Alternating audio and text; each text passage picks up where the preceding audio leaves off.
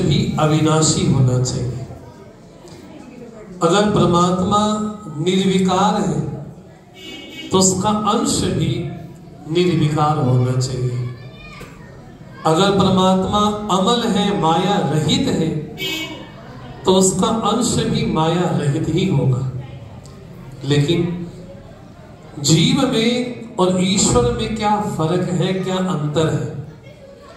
एक छोटा सा वाक्य इंग्लिश में कहा जाता है कि जीव कौन है और ईश्वर कौन है। बोले ईश्वर गिव एंड फॉरगिव है, वो देता है और हमारे अपराधों को क्षमा कर देता है। तो जीव कौन है? बोले जीव गेट एंड फॉरगेट है, लेता है और भगवान को भूल जाता है। इसलिए उस परमात्मा के स्वरूप का वर्णन करते हुए हमारे ऋषि जन कहते हैं वो कैसा स्वरूप है। देखो, स्वरूप में और स्वभाव में बड़ा अंतर होता है। हमारा स्वभाव आज कुछ और है, कल कुछ और होगा, शाम को कुछ और होगा, रात्रि में कुछ और होगा, महीने बाद कुछ और होगा। लेकिन स्वरूप में कोई भेद नहीं होता। देखो, मिष्ठान कई तरह के होते हैं, जलेबी भी है, रसगुल्ला भी है, गुलाब जामुन भी है, रसमलाई भी है, लेकिन सभी व्यंजनों में एक चीज कॉमन है। क्या? उसका नाम है मीठा। तो मीठा उसका स्वरूप है, उसको किसी में ढाल दिया जाए वो वैसा ही बन जाता है। स्वभाव बनता बिगड़ता है, लेकिन स्वरूप एक सरीखा रहता है, एक जैसा रहता है।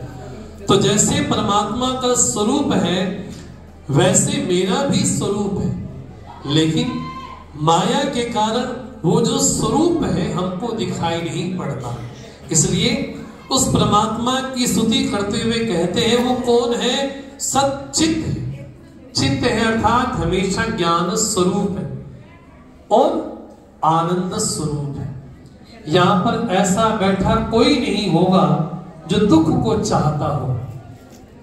हम जितने भी लोग सृष्टि में हैं एक ही चाहते हैं, क्या? सुखम में भूया मां दुखम। बोले हम सुख की प्राप्ति हमको हो, दुख की प्राप्ति ना हो। लेकिन कैसे होगी इसका उपाय अंतिम में बात कहते हुए समाप्त करूंगा। उस सुख की प्राप्ति कैसी होगी? तो कहा तापत्रय विनाशाय। जो जीवन में ताप है, आध्यात्मिक आदि भौतिक आदि दैविक ताप है, उन तापों की जो निवृत्ति करने वाले हैं, बोले ऐसे परमात्मा की जब आराधना की जाए, भक्ति की जाए, वो शरणागत होके की जाए। पापी भी भक्ति करता है, पुण्यात्मा भी भक्ति करता है, लेकिन पापी की भक्ति स्वार्थ के लिए है और पुण्यात्मा की भक्ति परमार्थ के लिए है। इसलिए मंच पर आसीन मेरे गुरुदेव बाबा कमलपुरी जी महाराज, जिनका संपूर्ण जीवन परमार्थ के लिए है, परम के लिए समर्पित है, ऐसे हमारे जीवन का परम सौभाग्य है।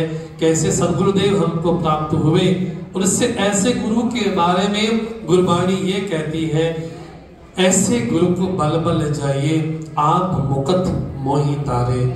ऐसे गुरु को बारंबार नमन करें, प्रणाम करें, जो स्वयं तो मुक्त हो गए, अन्यों को विमुक्त कराने में लगे हैं। इन्हीं अपने भावों को अपने भगवान श्री चरणों में, गुरुदेव के चरणों में अर्पित करता हूँ। ओम शांति शांति शांति।